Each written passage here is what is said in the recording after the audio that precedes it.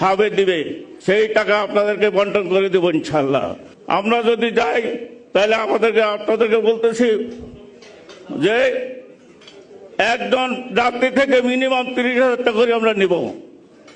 এটা সরকারের সাথে সংযুক্ত করে আমরা এই আইনটা পাশ করব।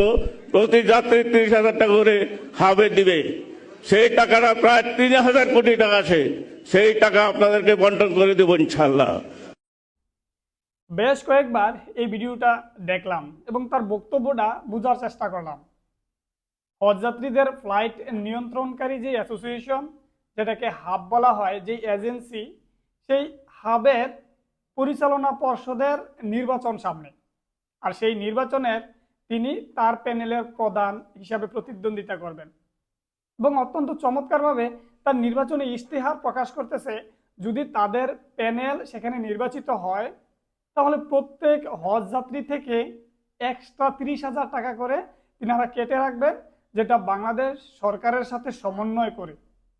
আর অত্যন্ত সাবলীলভাবে তিনি তার নির্বাচনী ইশতেহার প্রকাশ করতেছেন যে সেই 30,000 টাকা এই হাব এজেন্সির যত সদস্য আছে তাদেরকে সমানভাবে বন্টন করবে। শুধু 30,000 টাকা না, বাংলাদেশ থেকে যে হাজিরা বা যে যাত্রীরা সেখানে যাতায়াত করে তাদের প্রত্যেক থেকে যদি 30,000 টাকা করে রাখে, সেটা হয় 3,000 কোটি টাকা। আর সেই 3,000 কোটি টাকা তারা নিজেদের ভিতরে ভাগবাটোয়ারা করবে। এটা তার নির্বাচনী ইশতেহার।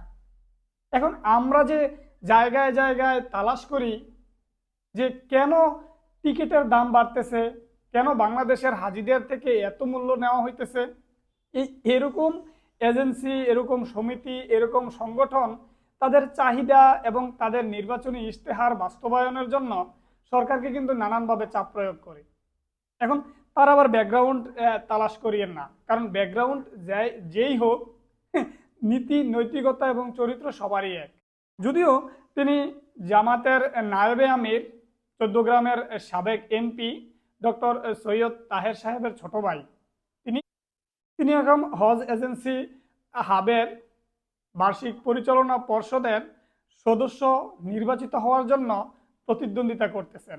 এরকম প্রত্যেকটা সেক্টরে পরিবর্তন আসছে, কিন্তু বৈশিষ্ট্য এবং নীতি নৈতিকতার দিক দিয়ে কেউ অগ্রসর হতে পারে নাই। আর এজন্যই বাংলাদেশের সিস্টেম বাংলাদেশের মতোই চলতেছে, কিছুই করার নাই।